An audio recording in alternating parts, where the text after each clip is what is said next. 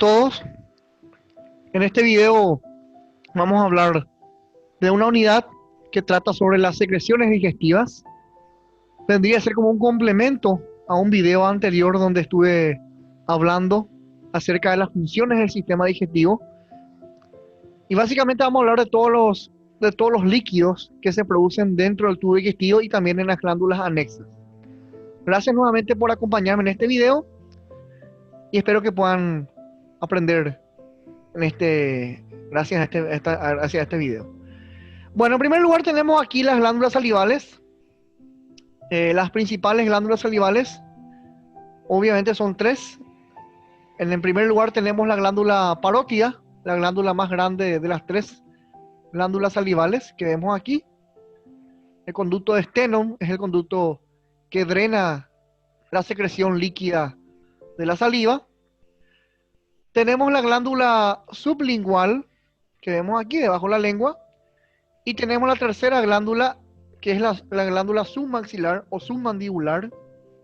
Aquí tenemos el conducto de Wharton. Y aquí tenemos el conducto de Stenum. Recordemos que las glándulas salivales son glándulas exócrinas. En otro video más adelante estaré hablando de las glándulas endócrinas. Estaré mencionando las funciones endócrinas y hablaré también acerca del metabolismo. Pero en este video vamos a hablar de las glándulas exócrinas y bueno, principalmente de las glándulas salivales. Obviamente, al ser exócrinas, tienen un conducto, como ya hemos visto, ¿verdad? El conducto de Wharton, que es de la submandibular, y el conducto de Stenum, que es del conducto de el conducto de la parótida.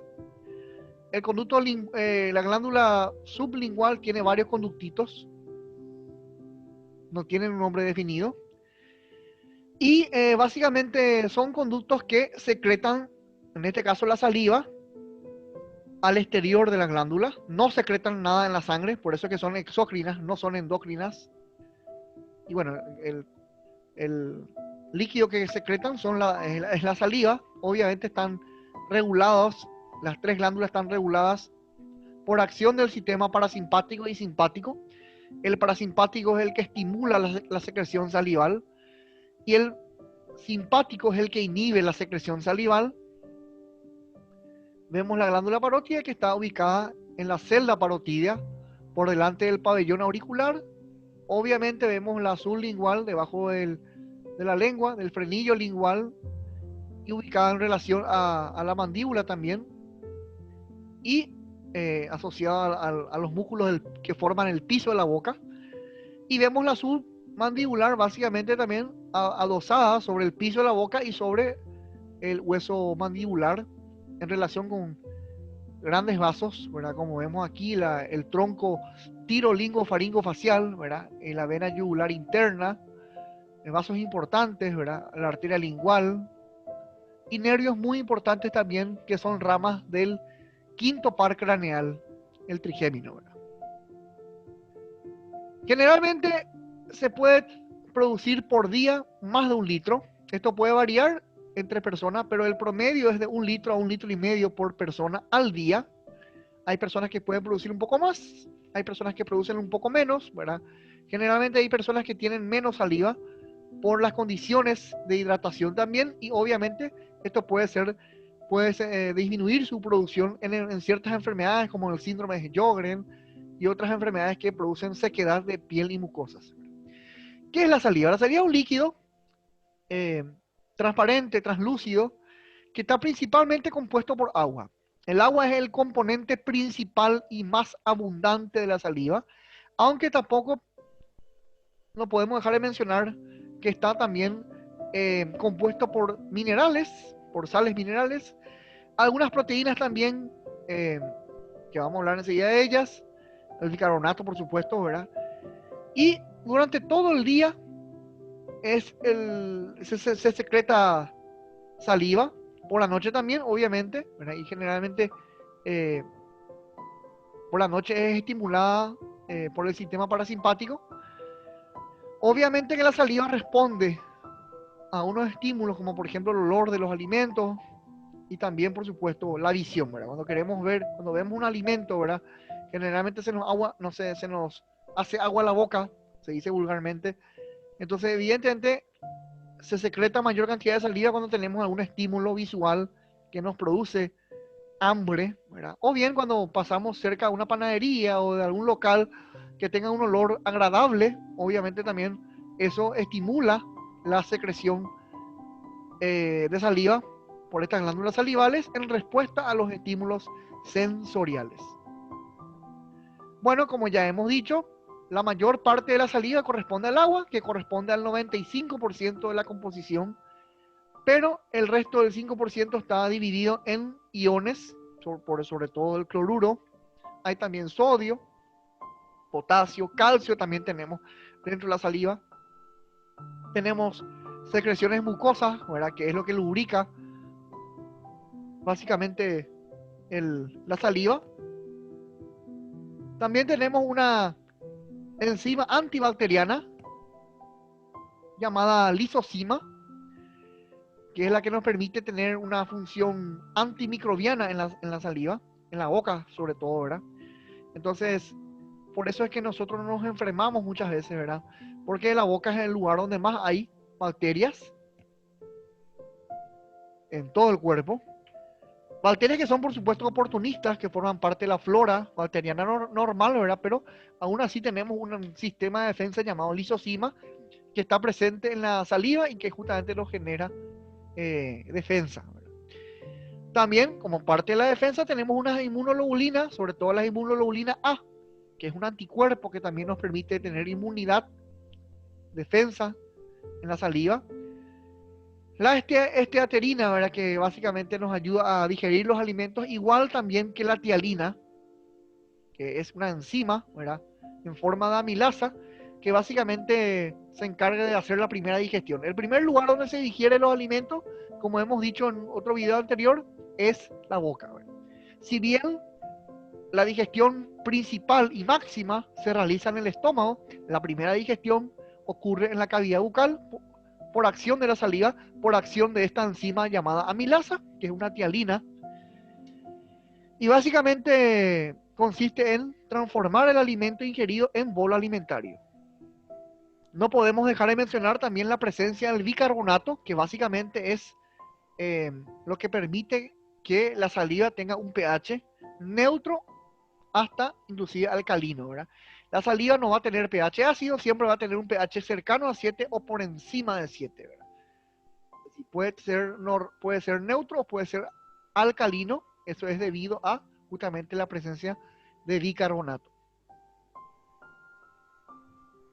Bueno, aquí tenemos, en la imagen vemos un orificio, el orificio de salida de la glándula parótida, vendría a ser el orificio donde termina el conducto de Stenone, que es el conducto de la glándula parótida. Esto ocurre a nivel del segundo molar superior, obviamente de cada lado. Muchas veces esto se puede inflamar y se produce una cialoadenitis, ¿verdad? Entonces es el lugar donde se drena la saliva en la boca. Bueno, la saliva tiene muchísimas funciones y esto depende básicamente de la composición, ¿verdad? Dijimos ya que hay amilasa, hay algunas cistatinas también, proteínas que son ricas en prolina, que básicamente ayudan a una mejor digestión. Y básicamente la función, ya dijimos alguna, ¿verdad? Es antibacteriana, antiviral, antifúngica. Es decir, tiene una función antimicrobiana, ¿verdad? Amortiguador, gracias a las proteínas y también gracias a el bicarbonato. Ya hablamos de la digestión. La mineralización, gracias al cloruro y al calcio. La lubricación, gracias al moco, que ya dijimos que es secretada por células mucosas. Y también función de cubierta, gracias a el bicarbonato. Ya mencioné las tres glándulas, ¿verdad? Aquí vemos la parótida, ¿verdad? Es la más grande de todas, que cuando se inflama produce la parotiditis, o comúnmente llamada papera. Si quieren saber acerca de esto, yo hablé en otros videos acerca de esta enfermedad y el método semiológico de cómo llegar al diagnóstico. Aquí vemos su conducto, ¿verdad? Llamado conducto parotídeo o conducto de Stenone y su terminación a nivel del segundo molar superior. vemos la glándula submandibular y la sublingual, las tres glándulas que son las salivales, ¿verdad? No nos olvidemos de sus componentes. Aquí están todos los componentes que ya he hablado recién. La importancia de la saliva es la digestión, la primera digestión que ocurre básicamente gracias a esta enzima, ¿verdad? La tialina, que es una forma de amilasa, que básicamente es una alfa amilasa, que actúa sobre los almidones de los alimentos y los digiere, los cataboliza, ¿verdad? Es un ejemplo de catabolismo en la cual los almidones, que son moléculas más complejas, moléculas más grandes, son degradados, o degradadas en este caso, hasta formar dextrinas y cadenas de polisacáridos, básicamente que son moléculas más pequeñas, moléculas más simples, o sea que en la digestión bucal ocurre un ejemplo de catabolismo, en la cual moléculas complejas se convierten en moléculas simples. También no olvidarnos, ¿verdad?, que básicamente aquí el pH es 7, incluso por encima de 7. Esto es gracias a la presencia del bicarbonato. Aquí está básicamente también las otras funciones. La presencia de la lisozima, que es una enzima antibacteriana, que básicamente lo que hace es destruir la pared bacteriana, donde tenemos un ácido llamado N-acetilmurámico, permitiendo de esta forma la defensa a la cavidad bucal. También como defensa, ya he mencionado que existe un anticuerpo llamado inmunoglobulina A, que no solamente está presente en la saliva, sino también en las lágrimas. El calcio también, hay sodio, ¿verdad? El moco, ¿verdad?, o el mucus, que básicamente tiene función lubricante, lo mismo que la mucina. Bueno, y la lisozima ya hablamos que funciona como antibacteriano. Aquí vemos el proceso digestivo en la cavidad bucal. El almidón de los alimentos es transformado en dos elementos más simples, ¿verdad? Por un lado las dextrinas y por otro lado las cadenas polisacáridas. Esto es debido a una alfa amilasa llamada dialina. Bueno, eso en referente a la saliva. Ahora vamos a hablar un poquito sobre las secreciones del estómago, las secreciones gástricas. En primer lugar, tenemos que decir que la secreción del estómago es el jugo gástrico, en la cual tenemos muchísimos componentes. Vemos aquí, todos estos son los que conforman el jugo gástrico. El jugo gástrico es un jugo ácido, y todos estos son los componentes del jugo gástrico, principalmente esto, ¿verdad? El ácido clorhídrico, que es el componente principal y más abundante de lo que es el jugo gástrico. Entonces aquí tenemos todos los componentes y cada uno de ellos es producido por unas células que conforman las células gástricas. Las células del estómago también tenemos que conocer qué es lo que estimula para su secreción y qué función tiene cada una de ellas. Empezaremos con las células mucosas del cuello. Las células mucosas del cuello, como ustedes ven ahí, producen dos componentes del jugo gástrico. En primer lugar, el moco, y en segundo lugar, el bicarbonato. Uno se preguntará, ¿cómo es que hace el estómago para protegerse? El estómago produce un líquido ácido, ¿eh? El ácido quema. Entonces, si nosotros no tuviésemos un protector, el estómago se va a autodigerir, se va a quemar por su propio ácido, se va a autodestruir por su propio ácido. Entonces, el estómago produce algo que le protege a sí mismo de su propio ácido. Eso se llama bicarbonato, ¿verdad? Básicamente neutraliza el ácido que produce el propio estómago para evitar que ocurra un daño epitelial en el propio estómago. Entonces, básicamente, esto es producido por las células mucosas del cuello, y también al mismo tiempo es producido el moco, que básicamente lo que hace es lubricar básicamente el estómago, y también actúa como una barrera. ¿Barrera entre qué? Entre la luz del estómago, que es la parte endotelial o la capa íntima de todo tubo digestivo, y el epitelio de ese estómago. Entonces, recordemos, las dos secreciones de las células mucosas del cuello son el moco y el bicarbonato, que, como ya dije recién, actúa como tiene una función protectora, neutralizando el ácido producido por el propio estómago. Después tenemos una célula o unas glándulas llamadas parietales que producen, digamos, lo más importante que podemos mencionar dentro del jugo gástrico. En primer lugar, el componente más abundante del jugo gástrico y el más importante. ¿A qué me refiero? Al ácido clorhídrico. El ácido clorhídrico básicamente es lo que permite que justamente el jugo gástrico sea ácido, ¿verdad? El jugo gástrico tiene un pH aproximadamente cercano a 5, o sea que es bajo, ¿verdad? Es ácido. Y básicamente la función del ácido clorhídrico son dos. En primer lugar, prevenir que crezcan bacterias ahí. O sea, matar bacterias. Una de las bacterias que puede crecer en ausencia de ácido clorhídrico es la bacteria llamada Helicobacter pylori, que puede generar básicamente gastritis. Y que obviamente puede generar una gastritis que puede llevar a una neoplasia y eventualmente a un tumor, ¿verdad? Un cáncer. Entonces el ácido clorhídrico está para algo ahí, ¿sí? Ahí no es que se produce por simple de balde, ¿verdad? Se produce porque tiene una función que es antibacteriana, su función es matar bacterias, pero tiene otra función importante también, activar a una sustancia que vamos a hablar enseguida que se llama pexinógeno. De esto vamos a hablar enseguida. O sea, es muy importante para activar a esta enzima y para matar las bacterias. Ahora, la otra secreción que se produce en la célula parietal o las glándulas parietales es el factor intrínseco. El factor intrínseco es sumamente importante para que se pueda absorber la vitamina B12, también eventualmente el ácido fólico, pero sobre todo la vitamina B12 a nivel intestinal. O sea que la vitamina B12, el ácido fólico se pueden absorber en forma de complejo a nivel intestinal, pero para que ocurra eso, sí o sí necesitamos el factor intrínseco, que es producido por las células parietales. O sea que si no hay factor intrínseco, no va a poder haber absorción de vitamina B12 y ácido fólico. Por más que uno consuma todo lo que puede consumir de vitamina B12, de ácido fólico, no se va a poder absorber. O sea, no tiene sentido al final, ¿verdad? Porque nosotros consumimos algo para poder absorber. Entonces, solamente se va a poder absorber eso gracias al factor intrínseco. ¿Qué pasa si nosotros no tenemos vitamina B12 o ácido fólico? O no ingerimos, o perdemos más de lo habitual, o no absorbemos por falta de factor intrínseco.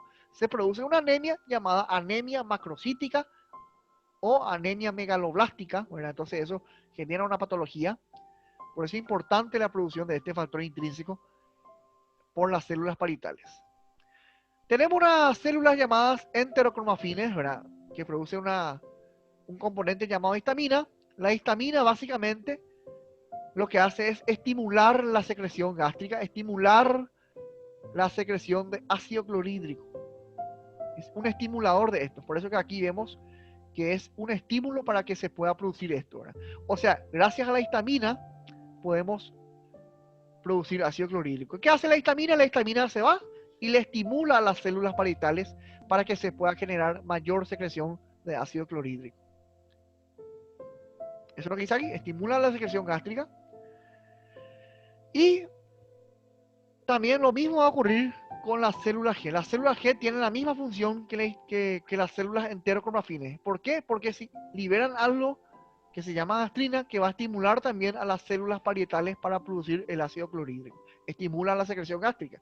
O sea que tanto la histamina como la gastrina son estimuladores de las células parietales para producir el ácido clorhídrico. La gastrina es producida, justamente, gastrina viene de G, ¿verdad? Por unas células llamadas G. Ahora, tenemos un inhibidor, tenemos alguien que hace algo opuesto a las células G y a las células enterocromafines. Me refiero a las células D. ¿Por qué? Porque las células D generan un compuesto llamado somatostatina y la somatostatina lo que hace es inhibir, o sea, lo contrario a la histamina y a la gastrina, inhibir a las células parietales. O sea, disminuir la acción de las células parietales tratando de disminuir la producción de ácido clorhídrico. O sea que acá tiene que haber un equilibrio, no puede haber demasiado ácido clorhídrico ni tampoco poca producción. Tiene que haber un equilibrio, un balance, ¿verdad? Entre la acción de la histamina y la gastrina sobre las células parietales y la acción también de la somatostatina sobre estas mismas células. La somatostatina lo que hace es disminuir o inhibir la producción de ácido clorhídrico por medio de las células parietales, ¿verdad? Como ven acá, inhibe la secreción gástrica. Y por último, vamos a hablar de las células principales que básicamente producen una proenzima. No producen una enzima, producen una proenzima llamada pexinógeno. El pexinógeno después se va a convertir en pexina. ¿Cuándo?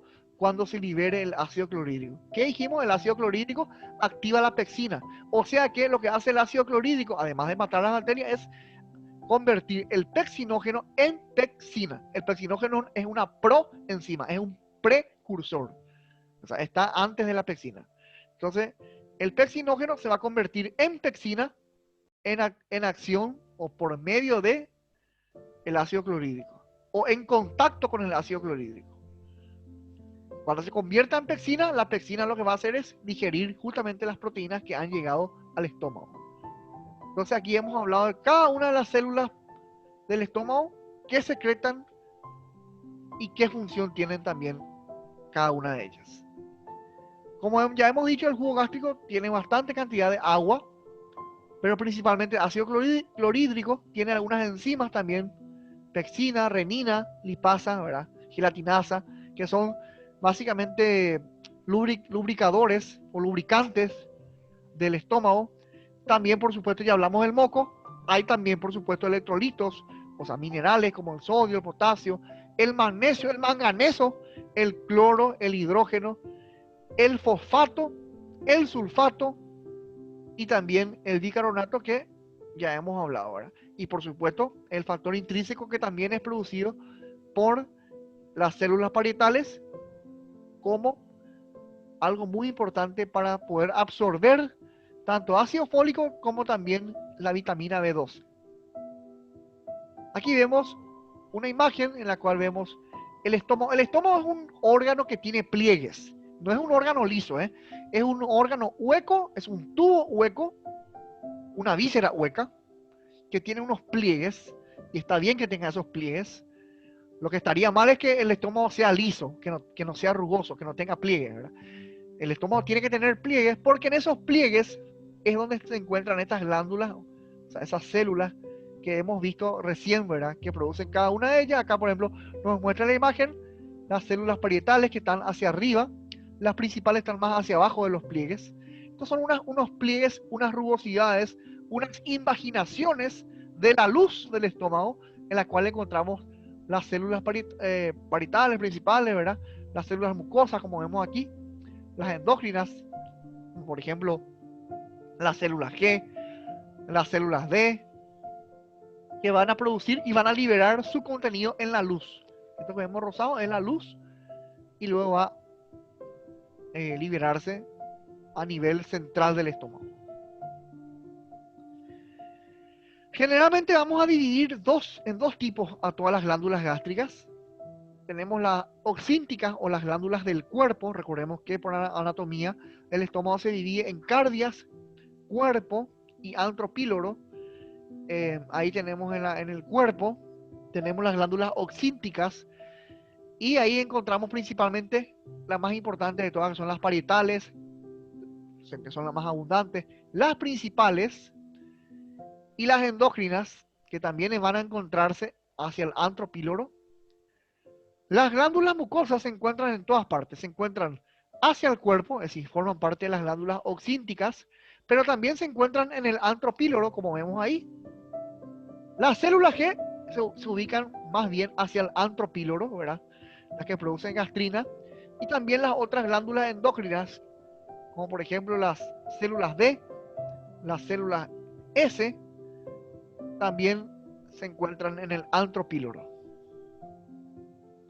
¿Cómo es que se produce esto? Aquí básicamente hay un mecanismo en el cual nosotros vamos a utilizar agua y básicamente va a haber un mecanismo de transporte pasivo y activo en la cual el agua que ingresa a la célula, por eso que dijimos que el agua es uno de los componentes del, del jugo gástrico, el agua que ingresa a la célula se va a combinar con CO2. El CO2 es importante para formar el ácido clorhídrico. Entonces, el agua más el CO2 van a formar esto, ¿verdad? H2CO3, de la cual vamos a obtener un hidrógeno. Lo restante de este H2CO3, el ácido carbónico, lo restante de eso va a ser eliminado como bicarbonato, fuera de la célula. Entonces, el bicarbonato se obtiene de este ácido carbónico, que va a ser eliminado hacia afuera de la célula, y de este ácido carbónico un hidrógeno vamos a sacar de aquí, el resto va a ser eliminado fuera de la célula, un hidrógeno sacaremos aquí que va a ser liberado en la luz o en el canalículo de la célula gástrica. Ya tenemos un componente del ácido clorhídrico. El ácido clorhídrico es HCl. Bueno, ya tenemos el hidrógeno, nos faltaría el cloro.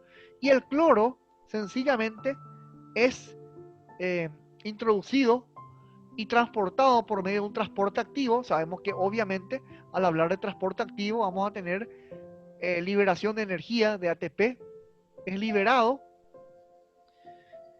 directamente, es introducido a la célula gástrica y básicamente es liberado a la luz y se une al hidrógeno que ya sabemos de dónde proviene, ¿verdad? Del ácido carbónico, y ambos van a unirse y van a formar el ácido clorhídrico. No nos olvidemos que también, además de este ácido clorhídrico, una molécula de agua también es liberada por difusión simple, ¿verdad? Por difusión simple, por ósmosis realmente, ¿verdad? Aquí es por difusión simple, aquí ya es por ósmosis. Entonces el agua se utiliza en dos lugares. En primer lugar, para formar ácido carbónico, del cual se va a obtener por un lado bicarbonato y por otro lado el hidrógeno que va a formar el ácido clorhídrico. Aquí tenemos una molécula del agua y la otra molécula del agua es la que se va a introducir para conformar el jugo gástrico. Por supuesto, para que ocurra todo esto tenemos varias bombas, sobre todo la bomba más importante de todo esto es la bomba de sodio, potasio, ATPasa, que es la que va a formar la energía importante para formar el ácido clorhídrico. Aquí vemos nuevamente las glándulas del estómago. Aquí vemos nuevamente lo mismo que vimos recién. Esto es un proceso de anabolismo en la cual moléculas simples como el CO2 y el agua van a formar una molécula más compleja. Esto es un proceso de anabolismo. Y de aquí obtenemos por un lado el bicarbonato y por otro lado el hidrógeno que va a formar el ácido clorhídrico junto con el cloro, ¿verdad? Aquí vemos en esta imagen los diferentes tipos de células o glándulas que se encuentran en los pliegues gástricos. Bueno, otros componentes ya hemos mencionado, el pectinógeno, que luego se va a convertir en pectina, agua, electrolitos, moco, factor intrínseco, hormonas, ¿verdad? Que ya hemos visto, como por ejemplo la gastrina, la histamina, la somatostatina. Todo esto forma el jugo gástrico, que generalmente por día se suele producir más de 2 litros, no más de 3 litros, ¿verdad? Pero entre 2 o 3 litros, ¿verdad? 2 litros y medio más o menos es la producción diaria de jugo gástrico. El jugo gástrico depende de ciertas condiciones. Se puede decir que básicamente el jugo gástrico tiene gran cantidad de hidrógeno y de cloro, obviamente, ¿verdad? El hidrógeno y el cloro juegan a favor del ácido clorhídrico, porque forman el ácido clorhídrico. Y básicamente a mayor cantidad de hidrógeno, ¿verdad? Como vemos aquí en esta imagen, en esta figura, en esta recta, a mayor cantidad de hidrógeno, obviamente aumenta la concentración de ácido clorhídrico y por supuesto de secreción gástrica. Sin embargo, es inversamente proporcional a la concentración de hidrógeno. No nos olvidemos también del potasio. El potasio pues, es inversamente proporcional al sodio. Por lo tanto, cuanto más potasio haya, también va a haber mayor secreción gástrica, ¿verdad? Sin embargo, con el sodio no ocurre lo mismo, ¿verdad? Cuanto más sodio, menor concentración. Cuanto mayor concentración, menor sodio, ¿verdad? O sea, el sodio es inversamente proporcional a la concentración del ácido clorhídrico a la secreción gástrica. Por eso es que la secreción gástrica es bajo en sodio. Bueno, aquí vemos sencillamente los dos momentos en los cuales trabajan las células parietales. En este momento vemos que las células parietales forman como unos canales. En este momento se está produciendo el jugo gástrico.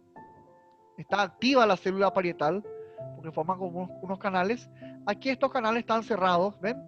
Están totalmente cerrados los canales. Se hablan en este caso de tubos y vesículas.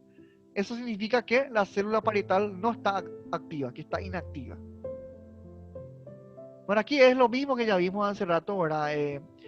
Todo ocurre a partir de la conjugación, de la unión del agua y el CO2, que van a formar el ácido carbónico. De aquí se obtiene un bicarbonato que va a ser excretado fuera de la célula.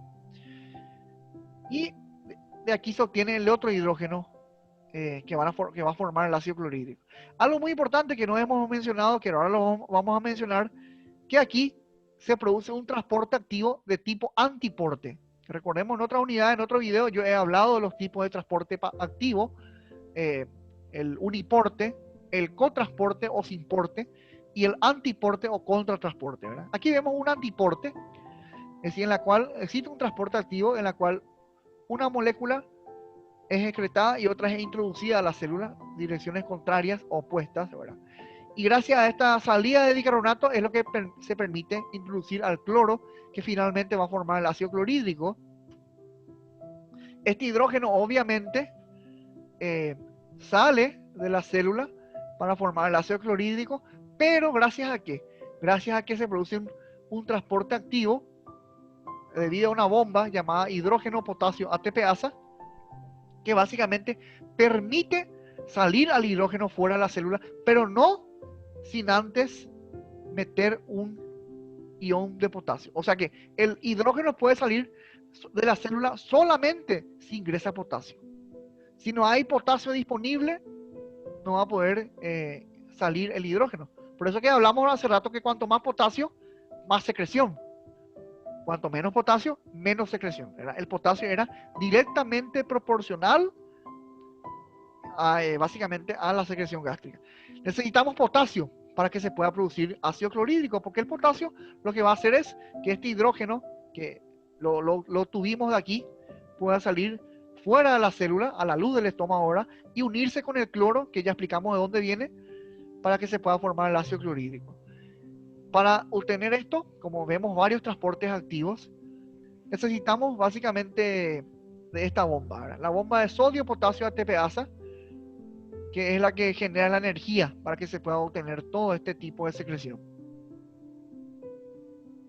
Aquí vemos otra imagen más de lo mismo, ¿verdad? Aquí vemos la bomba de sodio, potasio, ATPasa, que produce un tipo de transporte antiporte, ¿verdad? En la cual el sodio sale, el potasio entra. Aquí vemos el ácido carbónico, ¿verdad? Ya sabemos de dónde viene esto, ¿verdad? El agua más el CO2 forma esto. De aquí obtenemos un bicarbonato que va a salir a la célula, que va a permitir el ingreso de cloro, que finalmente va a unirse al hidrógeno. Ya sabemos de dónde se obtiene el hidrógeno, de aquí, ¿verdad? El hidrógeno va a salir fuera de la célula gracias a un transporte activo mediado por ATP, en la cual el hidrógeno saldrá y el potasio entrará a la célula, ¿verdad? Y ambos, hidrógeno y cloro, se unen y forman el ácido clorhídrico en la luz de la glándula, en la luz del estómago. Esto, bueno, ya en otra imagen vimos lo mismo, ¿verdad? Simplemente aquí está todo ya relacionado. El aumento de secreción es directamente proporcional al hidrógeno y al cloro y en menor grado también al potasio, ¿verdad? El potasio también es directamente proporcional, aunque en menor cantidad o en menor medida comparando con el hidrógeno y el cloro. Y del sodio ya hemos dicho, cuanto más sodio, menos secreción. Cuanto menos sodio, mayor secreción, ¿verdad? Es inversamente proporcional a la tasa de secreción. Bueno, el factor intrínseco que ya he mencionado hace un rato es una proteína, es una glicoproteína, o sea, una proteína unida a un oligosacárido. Ya dijimos que es producida por las células parietales. De hecho, es uno de los dos productos de las células parietales. El otro es el ácido clorhídrico. Y básicamente ya he mencionado que es importante para que se pueda absorber ácido fólico y sobre todo vitamina B12. Sin factor intrínseco no habrá absorción de vitamina B12. Las células principales producen pexinógeno, ¿verdad? No pexina, producen pexinógeno. Después se convierte en pexina esto, ¿verdad? El pexinógeno es una proenzima, es un precursor de una enzima. Ahí está su peso molecular, 42 kilodalton. Y bueno, el pexinógeno se encuentra en unos gránulos decimógenos que se liberan como pexinógeno, ¿verdad? Después se activa a pexina cuando entra en contacto con ¿quién? Con el pH ácido, con el ácido clorhídrico que ya hemos visto anteriormente. El sodio es muy importante para que se pueda secretar esto. Y la noradrenalina también, ¿verdad? Bueno, el moco o el mucus es producido por las células mucosas. También son glucoproteínas en forma de tetrámeros y vienen de A4. Y básicamente se activan por la presencia de pexina. La acetilcolina, por ejemplo, es un factor que lo estimula, que estimula la secreción de las células mucosas para que se pueda producir moco o mucus y para que esto pueda lubricar el estómago. El bicarbonato también, ya dijimos, es producido por las células mucosas y epiteliales superficiales del estómago y la función del bicarbonato es proteger al estómago de su propio ácido. Bueno, esos son en cuanto a la secreción. Ahora vamos a hablar de las fases de liberación de estas secreciones. Existen 3 fases de liberación del jugo gástrico. En primer lugar, la fase cefálica. La fase cefálica generalmente es cuando nosotros nos vamos a pasando por una confitería, una panadería, o un lugar donde olemos o vemos un alimento y empezamos a tener como un revolvimiento en el estómago, ¿verdad? Empezamos a tener hambre, ¿verdad? Empezamos a liberar saliva también, ¿verdad? Pero también tenemos como si fuera que se nos hace agua al estómago. Y eso es la primera fase en la cual se libera secreción gástrica. O sea, ahí ya empieza a liberarse estos contenidos que hemos hablado. Sin presencia de alimentos, ya empieza a liberarse esta secreción. Porque esta es la fase llamada fase cefálica, la cual en el cerebro es activado la secreción gástrica por medio del nervio vago, que es la que, digamos, sale, es uno de los pares craneales, el 10º par craneal, que sale del cerebro y básicamente llega al estómago, como estamos viendo aquí, y estimula la secreción del estómago.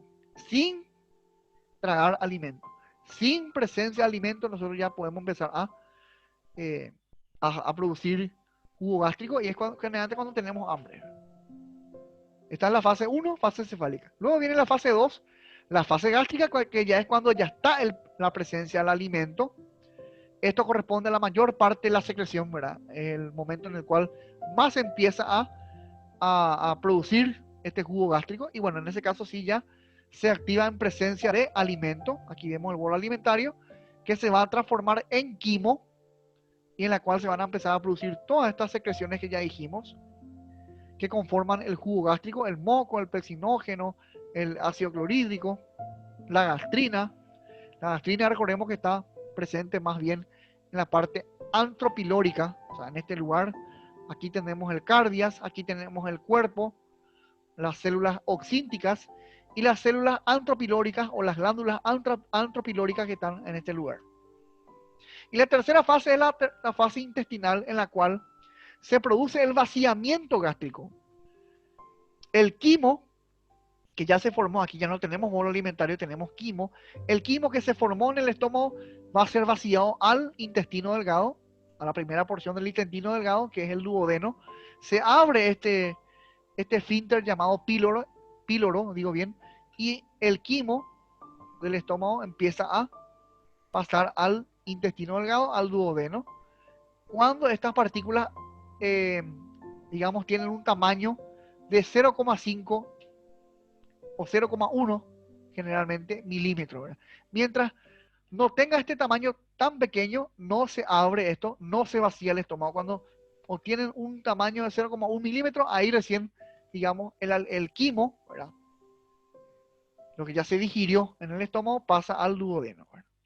Recordemos que el bolo alimentario cuando llega aquí, no es que directamente ya pasa al duodeno, se mezcla bien aquí, se digiere bien aquí.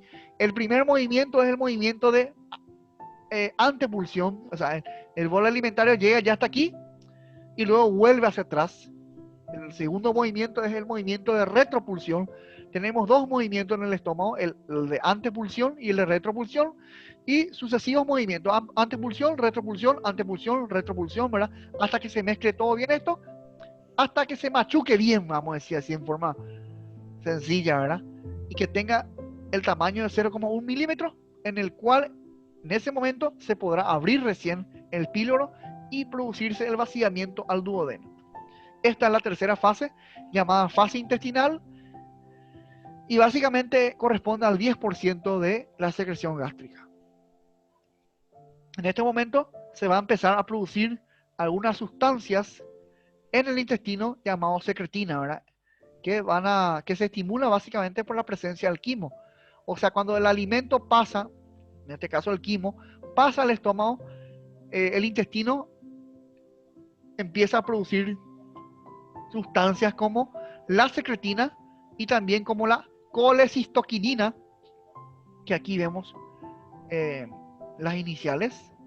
Hay también una glucoproteína intestinal, pero las principales son la secretina y la colecistoquinina, que son sustancias hormonales que se producen en el intestino delgado, en el duodeno, y que son hormonas básicamente que se activan ante la presencia de alimento, ante la presencia del quimo. A este vaciamiento gástrico también es uno de los movimientos de peristaltismo o peristalsis. Bueno, aquí tenemos las tres fases, ¿verdad? La cefálica, la gástrica y la intestinal.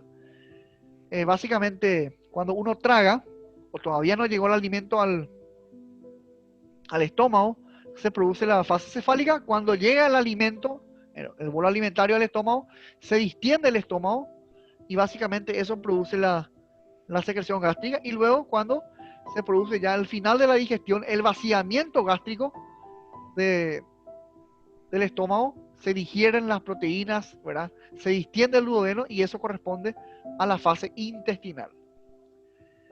Bueno, eso es lo que se refiere a jugo gástrico. Ahora vamos a hablar ahora del jugo pancreático, el tercer jugo importante del tubo digestivo. Obviamente es producido por el páncreas, ¿verdad? Que es una glándula, como ya he mencionado, es una glándula mixta que tiene una función endócrina y exócrina. La función endócrina vamos a darlo en otra unidad, en el siguiente video, en la siguiente unidad, yo voy a hablar sobre eso, sobre la función endócrina del páncreas. Ahora lo que vamos a hablar es sobre la función exócrina del páncreas. El páncreas tiene, digamos, un líquido llamado jugo pancreático, que es lo que produce, que es un líquido alcalino. Alcalino porque tiene también, igual que la saliva, bicarbonato, y eso hace que el jugo pancreático sea neutro, inclusive alcalino. No es ácido como el jugo gástrico. Justamente su función es importante, la función importante que tiene es alcalinizar el jugo ácido que está viniendo del estómago. Ya voy a explicar enseguida de cómo ocurre eso.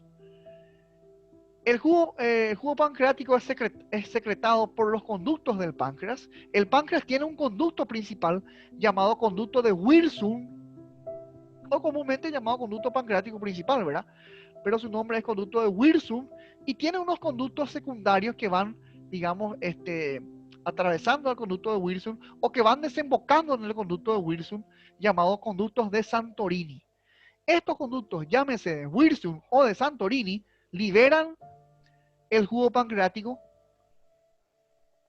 como proenzimas y después se convierten en enzimas, los componentes del jugo pancreático. Ya vamos a explicar cómo ocurre esto.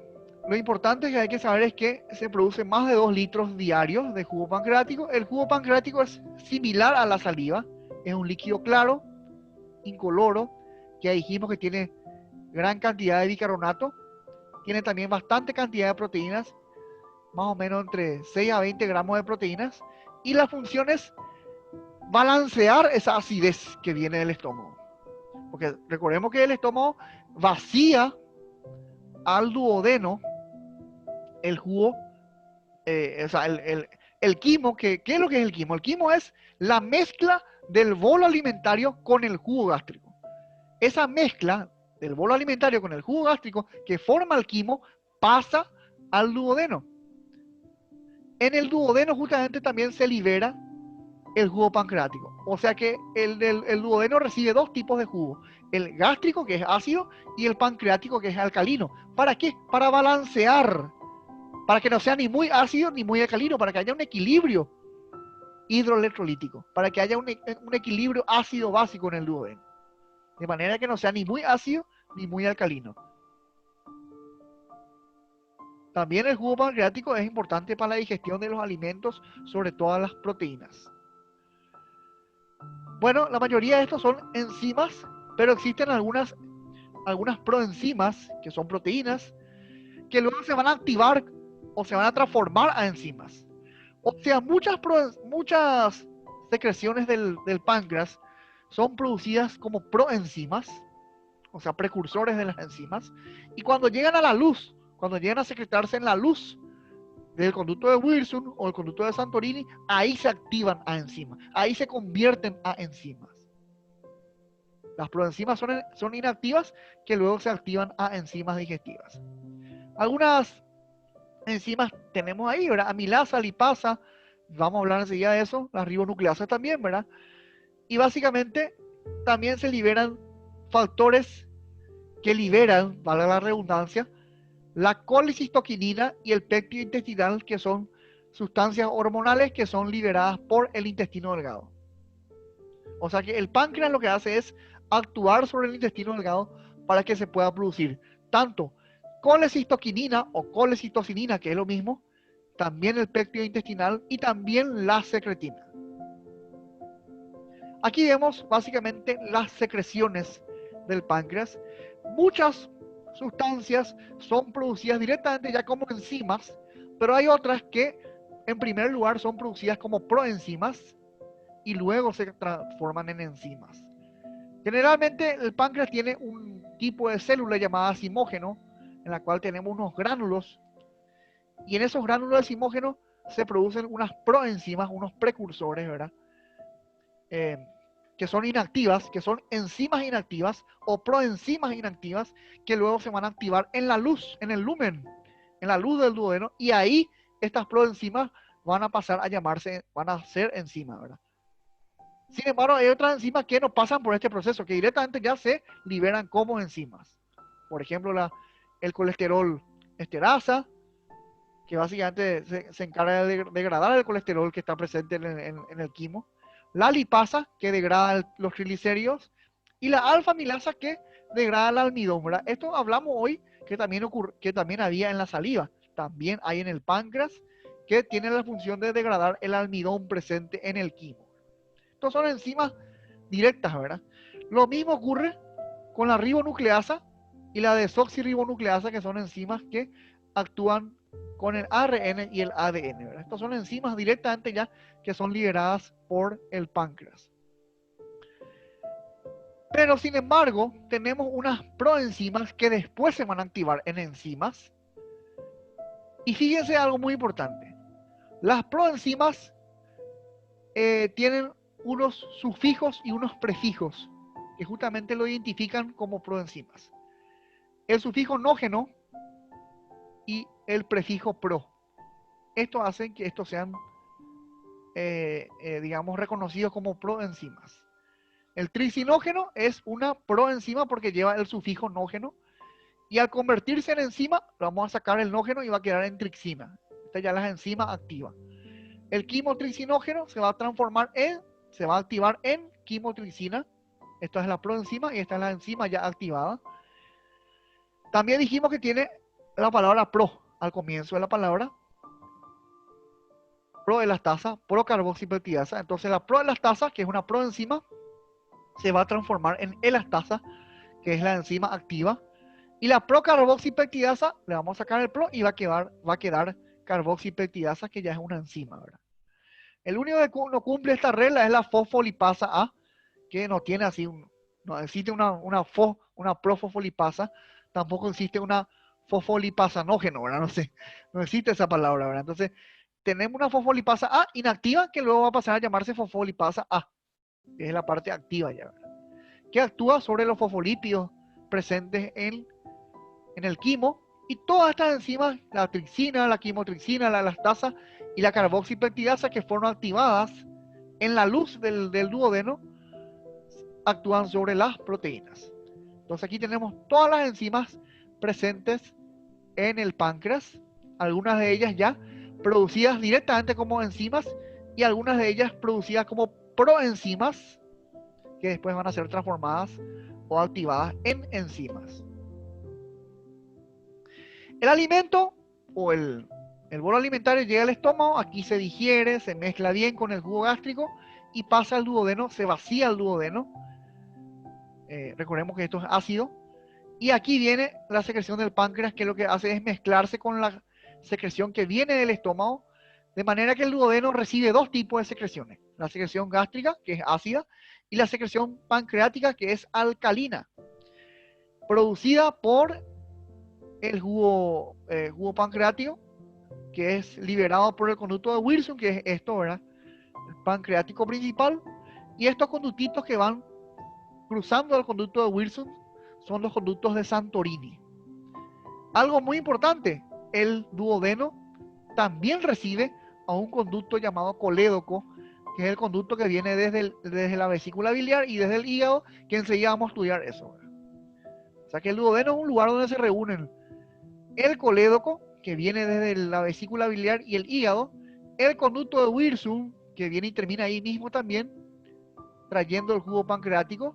El colédoco trae la bilis, el conducto de Wilson trae el jugo pancreático, y bueno, el duodeno recibe obviamente el jugo gástrico que viene desde el estómago. Cuando el alimento o el bolo alimentario, en este caso ya quimo, básicamente llega al duodeno, se libera básicamente secretina y colecistoquinina, que básicamente lo que hacen es secretar o activar la secreción pancreática. O sea, el quimo llega aquí, activa en el duodeno la producción de colecistoquinina y de secretina. Estos pasan a la sangre, y eso, al pasar a la sangre, vienen y estimulan aquí la producción de líquido pancreático, ¿verdad? Lo que va a hacer es alcalinizar este jugo que viene del estómago. Y simultáneamente va a venir el colédoco desembocando aquí también, trayendo la bilis desde el hígado y la vesícula biliar, que enseguida vamos a hablar de eso. Aquí tenemos las enzimas pancreáticas, las más importantes. Esto se puede medir en sangre para saber cómo está la acción o cómo está, digamos, la funcionalidad pancreática. La amilasa, la lipasa, la trixina, la quimotrixina y la elastasa. Esto se pide en un perfil pancreático, ¿verdad? Para saber la funcionalidad y cómo funciona el páncreas. La lipasa es la más importante de todas, ¿verdad? La lipasa lo que hace es digerir los triglicéridos y degradar los triglicéridos. El triglicérido sabemos que es una molécula compleja, grande. En lo que hace es esta lipasa pancreática es sencillamente disminuir o convertir los triglicéridos, que son moléculas complejas, en moléculas más simples, que son los ácidos grasos y los monoglicéridos. O sea, esto es un ejemplo de catabolismo nuevamente, ¿verdad? En la cual algo más complejo se convierte en algo más simple. Esa es la importancia de la lipasa pancreática. La amilasa lo que hace es lo mismo, ¿verdad? Pero actuando sobre las proteínas. Aquí vemos el conducto pancreático principal, ¿verdad? El de Wilson, que termina aquí en la ampolla de Vater, se llama esto, ampolla de Vater, que es una de las porciones del duodeno, que es esto, ¿verdad? En forma de C, que es la primera parte del intestino delgado. Y vemos estos conductitos que son los conductos de Santorini. Vemos que ahí mismo donde llega el conducto de Wilson, ahí mismo llega desembocando el conducto colédoco, también llamado conducto biliar común, que ya vamos a hablar enseguida de eso. Ambos desembocan en este lugar llamado ampolla de Vater, que tiene un esfínter llamado esfínter de Oddi. Fijémonos que básicamente el duodeno lo que hace es rodearle al páncreas, rodearle a la cabeza del páncreas. Recordemos anatómicamente el páncreas está dividido en cabeza, cuello, cuerpo y cola del páncreas. Aquí tendríamos el bajo. Y vemos que el duodeno le hace una especie de marco, le rodea a la cabeza del páncreas, ¿verdad? Por eso que se llama marco duodenal, se llama esto en forma de C. Y también recordar que anatómicamente estos órganos son retroperitoneales, están detrás del peritoneo. Bueno, y por último vamos a hablar de cómo se forma la bilis. Vamos a hablar del colédoco que recién justamente mencionamos aquí, ¿verdad? Que desemboca en el mismo lugar donde desemboca el conducto pancreático de Wirsung, desemboca ahí mismo, en este lugar del duodeno. Esto es el duodeno llamado ampolla de Vater. Ampolla porque está dilatado en este lugar el duodeno. Y en ese lugar existe un esfínter llamado esfínter de Oddi, que es el que se abre y permite la secreción tanto de bilis, que viene por este conducto colédoco o biliar común, como también la secreción de jugo pancreático, mezclado al jugo que viene del estómago, que es el jugo gástrico. Bueno, la bilis es un líquido verdoso que se produce, que se produce en el hígado, en este órgano que vemos aquí, ¿verdad? Ubicado en el hipocondrio derecho, este órgano parenquimatoso, que básicamente pesa bastante, ¿verdad? 1 kilo, 3 kilos inclusive puede pesar esto, color rojo vinoso, y que es aquí donde se produce la bilis, en el órgano hepático, en el hígado, y se almacena en este lugar, en este órgano llamado vesícula biliar, que está relacionado con el hígado, está detrás y debajo, está adosado, está pegado al hígado, la vesícula biliar, y está por debajo de la cara inferior del hígado. Entonces, la vesícula biliar es producido por el hígado y almacenado en la vesícula biliar. Es muy importante la bilis porque la función, tiene varias funciones, pero la función más importante de la bilis es emulsionar las grasas, degradar las grasas, igual que hacía también la lipasa. De hecho, que acá también hay lipasa, ¿verdad? En la bilis hay agua también, que es el componente más abundante de la bilis, igual que la saliva también, ¿verdad? Que lo que ocurría en la saliva es que el agua era lo más abundante, ¿verdad? Aquí también ocurre lo mismo. En la bilis, el agua es lo más abundante. Aunque lo más importante son las sales biliares, no el agua, las sales biliares. La función de la bilis, ya dijimos, es la emulsión de las grasas, la degradación de las grasas. Y bueno, ¿cómo ocurre esto? Se produce, dijimos aquí, en el hígado, la bilis es liberada, la bilis desde el hígado, por los conductos hepáticos. Hay 2 conductos hepáticos, uno derecho, el RAI es derecho, ¿verdad? Y esto que viene a ser aquí es el conducto hepático izquierdo, ¿verdad? LEF. Ambos conductos hepáticos derecho e izquierdo forman un único conducto que es el conducto hepático común que vemos aquí. Este conducto hepático común básicamente se une al conducto que viene desde la vesícula biliar, que es este órgano verdoso en forma de pera, que está debajo del hígado, adosado al hígado. Entonces, este conducto que viene desde la vesícula biliar se llama conducto cístico. Este es el conducto cístico. El conducto cístico, básicamente, si viene y se une al conducto hepático común, que es este, y forman este conducto llamado conducto biliar común o comúnmente llamado conducto colédoco. Si el colédoco es este conducto, es cortito, ¿verdad? El colédoco. El conducto que resulta de la unión del hepático común con el cístico, ¿verdad? Aquí está el colédoco. Y el colédoco viene por detrás del duodeno y termina en la ampolla de Vater del duodeno por medio de un esfínter llamado esfínter de Oddi. Ahí mismo también dijimos que desemboca el conducto pancreático o conducto de Wirsung. ¿Qué es lo que hace el conducto colédoco? Trae la bilis que es producida por el hígado y almacenado en la vesícula biliar, es lo que desemboca aquí en el duodeno por medio del colédoco. Entonces el transporte de bilis es lo que hace el colédoco. La bilis es lo que le da color a la materia fecal. Es lo que hace que la materia fecal sea negruzca o amarronada, ¿verdad? Cuanto más bilis, porque la bilis es verdosa, ¿verdad? Entonces, igual que la vesícula biliar, es un líquido verdoso, de hecho que por eso es que la vesícula biliar es verdosa, debido a la presencia de bilis. La bilis es lo que hace que la materia fecal tenga ese color característico. Cuanto más bilis, más oscura la materia fecal. Si hay poca bilis, la materia fecal va a ser más clara. Inclusive hay enfermedades que básicamente se pueden evidenciar gracias a la materia fecal blanca, ¿verdad? Eso se llama acolia. Y generalmente eso indica que hay una enfermedad o que hay un trastorno, ya sea en la vesícula biliar o en el hígado. Bueno, existen algunos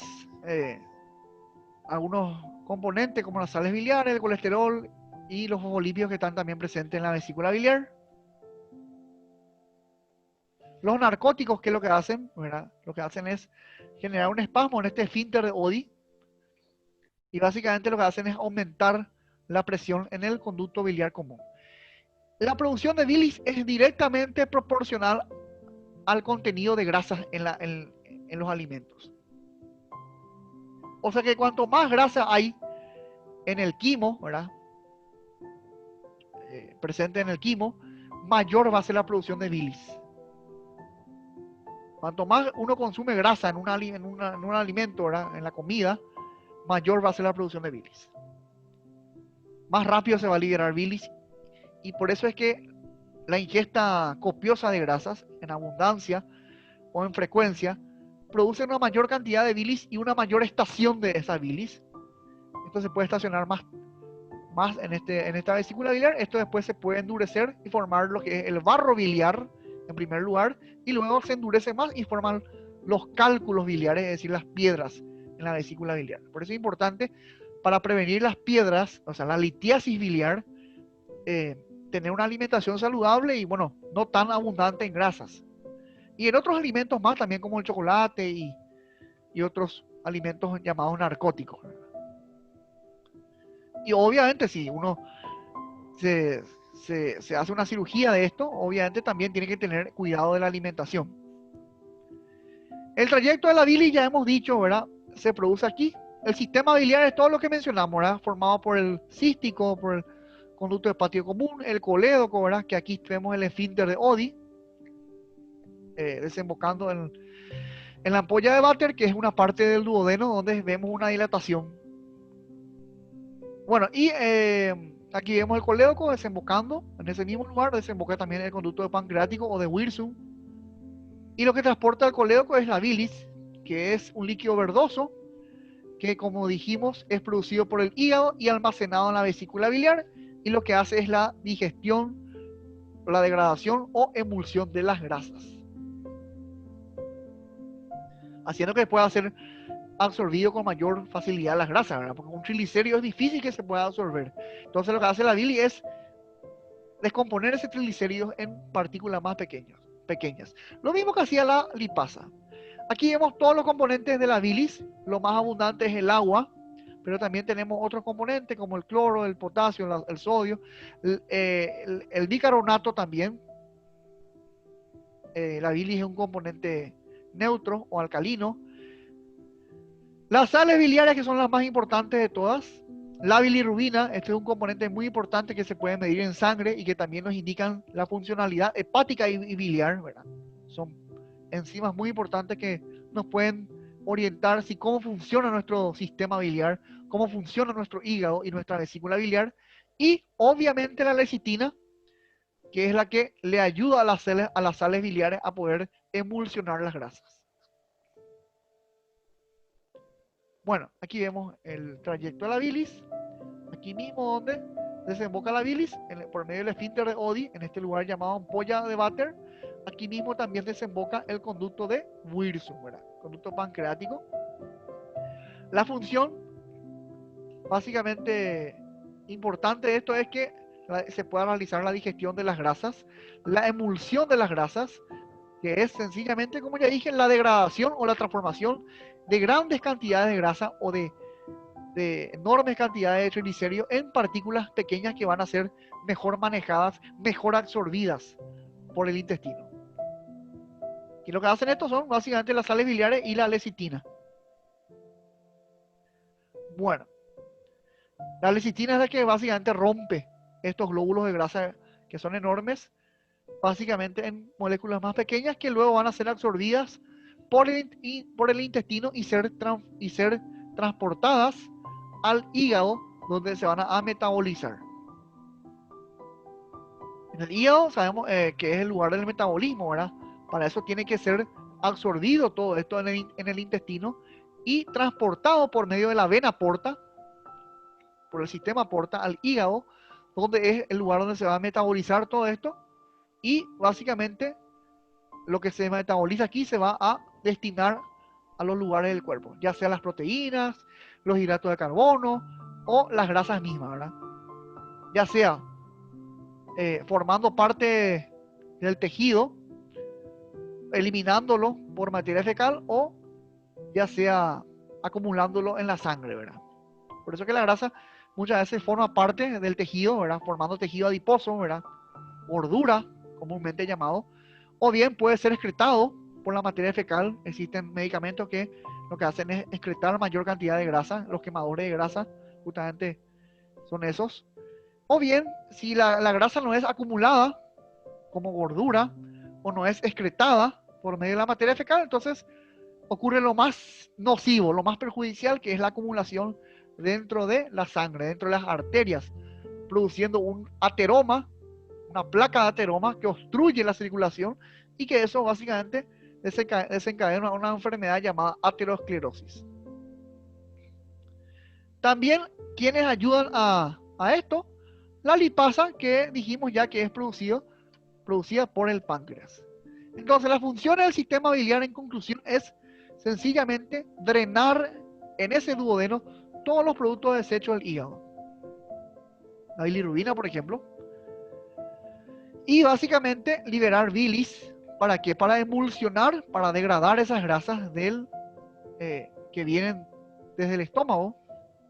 O sea, es una forma de eliminar los residuos del hígado y de la vesícula biliar, además de básicamente degradar las grasas.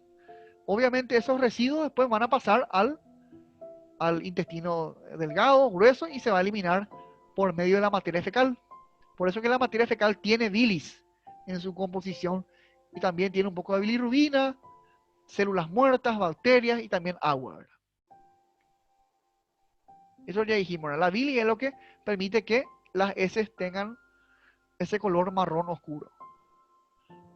Generalmente las sales biliares, que son el componente más importante junto a la lecitina, son producidas al día por el hígado, más o menos en un promedio de 0,6 gramos. Y básicamente para que se pueda formar sales biliares necesitamos de colesterol, que básicamente es producido por las células hepáticas, ¿verdad? Cuando se metabolizan las grasas. Este colesterol, antes de convertirse en sales biliares, primero se transforma metabólicamente en ácido cólico o también se puede transformar en ácido quenodesoxicólico, que luego se va a combinar, se va a conjugar con la glicina y con la taurina para finalmente formar los ácidos biliares, ¿verdad? Los ácidos biliares, hay dos tipos de ácidos biliares, ¿verdad? Los glucoconjugados y los tauroconjugados, ¿verdad? Que son básicamente los componentes de las sales biliares, ¿verdad? Y finalmente estas sales biliares son las que van a hacer el proceso de emulsión de las grasas. Bueno, con esto quisiera dar por finalizado este video, habiendo hablado acerca de las secreciones importantes del tubo digestivo, la saliva, el jugo gástrico, el jugo pancreático y finalmente la bilis. Esperemos que les haya servido, les haya gustado este video, que haya sido útil, que hayan aprendido. Me pueden dejar algún comentario o algún aporte si quieren ahí abajo. También les agradezco a todos los que le dan me gusta y se suscriben a mi canal. Si les gustó el video me pueden dejar un me gusta y bueno, si quieren tener novedades en próximos videos pueden suscribirse a mi canal. Eso es todo y bueno, muchas gracias por su atención.